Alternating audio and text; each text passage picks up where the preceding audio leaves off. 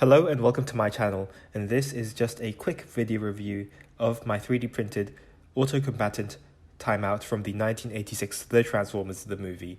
Although he's only been in a scene with Hot Rod sparring, I've decided to make it my quest to complete the 86 cast, and therefore here he is, 3D printed and on my table. So let's take a quick look at the figure.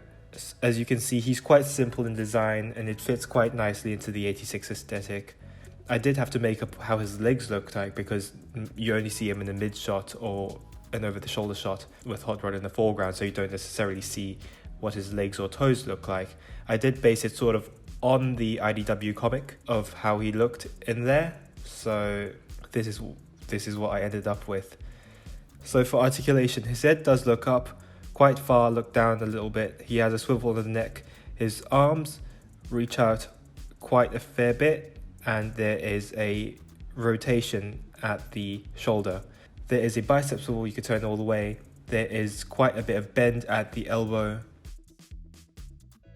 and there is a wrist rotation as well. My favorite bit of articulation here that I've implemented is the ab crunch.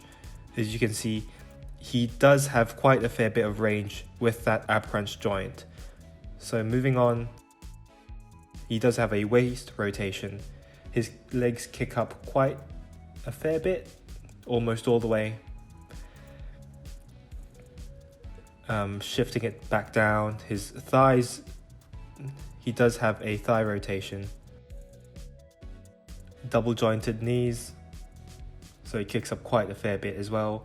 And then his toes are articulated as well. So his gimmick is a weaponizer, being given that he doesn't have an alt mode. I've given him, in lieu of a transformation, I've given him the weaponizing gimmick, sort of fitting in with the War for Cybertron Siege, Earthrise and Kingdom line. So what you're seeing me doing here is just assembling, breaking him down and assembling him again into weapons. So I've taken his crotch piece and shoved it into his arm, and you've got this little mace thing. His head is another mace. His arm you could turn into a rocket launcher and fit it into Mirage's shoulder, I guess. His torso does have a peg at the back, and you could flip it out and it could serve as a jetpack. It works better with Siege Ironhide, but he's quite far back in my collection because his peg is higher up, so it looks more like a backpack. His legs transform into cannons, and again, I think these work better with Ironhide. There's a picture at the end of the video review if you're interested. But because the reason why it looks better with Ironhide, because it sort of emulates his Bayverse movie look with the arm cannons on the side. And here are the three Autobots all decked out with Auto Combatant parts.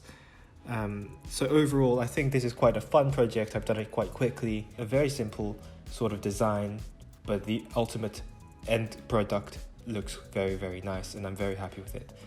His files are also now up on Cult 3D. It's been up for a while, and I've been late with this video showcase.